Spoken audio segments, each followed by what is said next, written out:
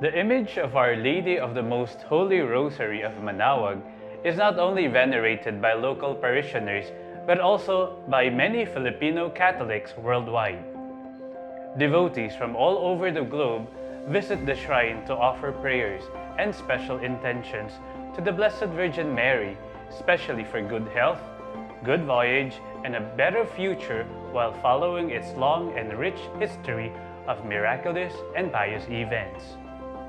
In line with the enthronement and blessing of the image in our parish, we go back to the rich history of how our beloved parish, the Metropolitan Cathedral of St. John the Evangelist, safeguarded the image and gave her shelter against the threats of the anguish of the Filipino people during the Spanish colonial era in our country.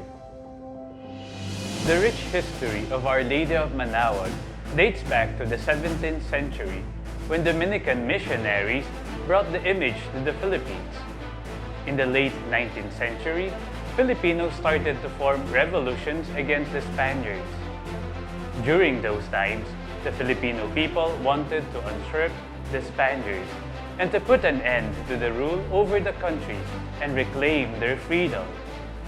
The Spanish people, on the other hand, aimed to maintain their power and protect their influence on the Filipino people, including their Catholic beliefs. The Filipino revolt against the Spaniards in the month of June during the late 19th century almost the Spaniards' sovereignty in the Philippines to the brink of total collapse.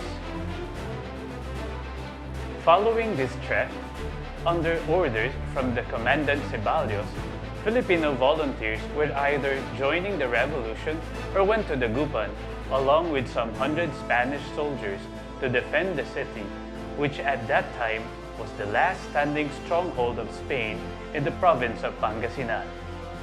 During this time, the image of Our Lady of the Most Holy Rosary of Manaoag needed a place to take shelter since its security was being threatened by the Filipino people who wanted to totally wipe out the influence of the Spaniards.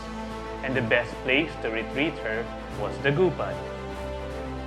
On their way to Dagupan, volunteers of Villasis, Pozorrubio and Manaoag, along with the Dominican Fathers, escorted the image. They arrived in Dagupan on June 27, 1898, and it served its purpose perfectly as a safe retreat for the image. After the surrender of Dagupan on July 22nd, the people of Manaoag claimed the image of their beloved lady and brought it back to their town with due authorization from the Filipino military authorities, where the Dominican Fathers found it again, although this time poorly sheltered without a niche, altar, and temple. As read from the Gospel of John, when Jesus saw his mother there and the disciple whom he loved standing nearby, he said to her, "Woman, here is your son," and to the disciple, "Here is your mother."